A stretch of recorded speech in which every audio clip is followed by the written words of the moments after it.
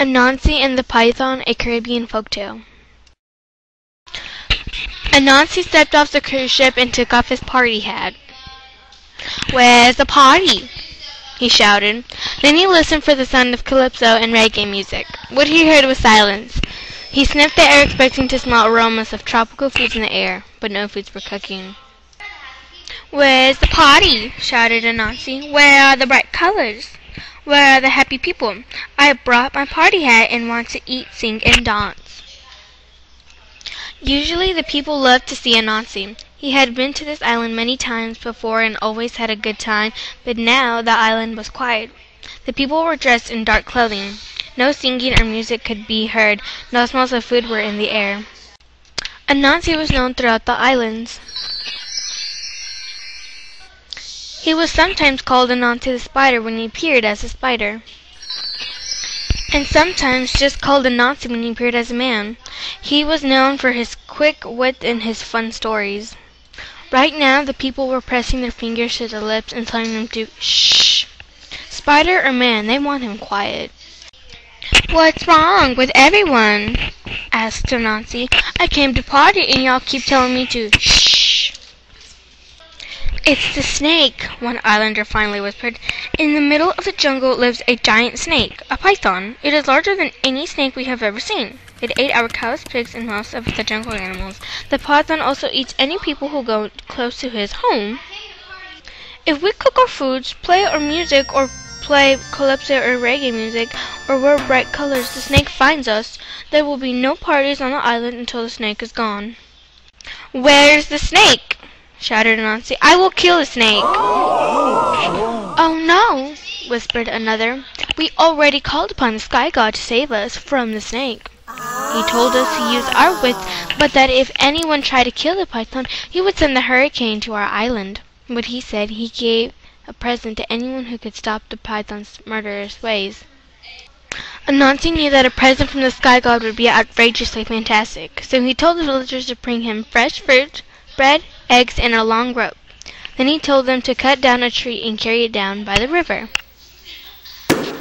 Anansi stood outside the python's hole and shouted loudly, "You are wrong about the snake. He is nice. He won't hurt me, especially when he sees the present I have brought him." Then Anansi moved to the other side of the hole and pretended to be a villager. "But the snake is evil. He eats our cows and people and scares us to death." Anansi quickly walked to the other side of the hole again and said, "I won't let you talk about the snake that way. Take that." And he hit a stick on the ground and yelled in pain, "Take that, you liar." All this noise made the snake come out of his hole. He saw Anansi and Anansi said, "I taught that villager a lesson. He ran off. He will not insult you again." Anansi placed the bread outside of the hole. The snake flicked his tongue to taste it, and it came out of his hole a little more. Anansi placed the fruit even farther away. The snake came out farther to eat it. Then Anansi placed the eggs the farthest away from the hole, so the snake had to come all the way out to eat them. "I am honored to meet you face to face," said Anansi.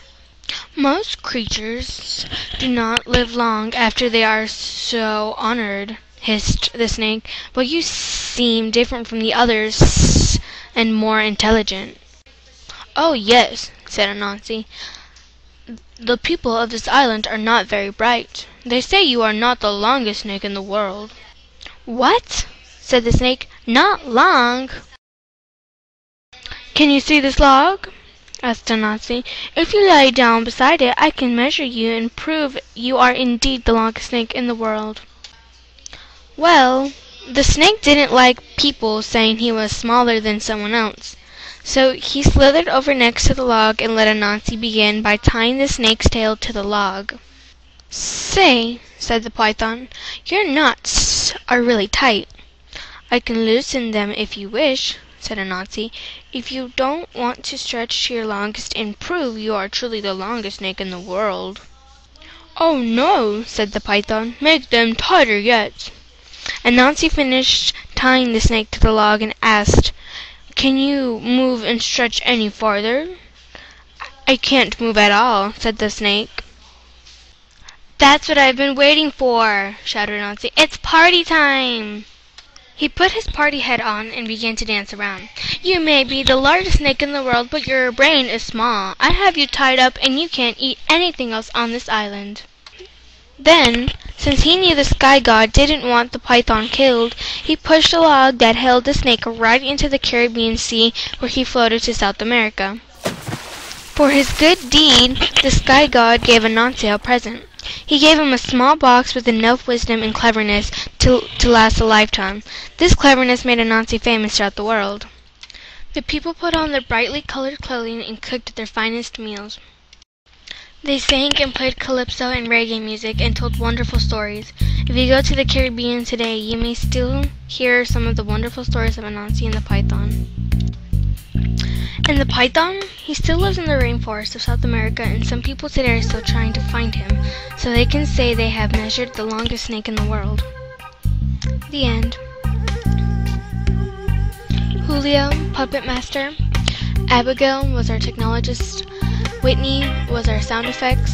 Derek was our scenic designer. Jasmine was our director, and me was the voiceover.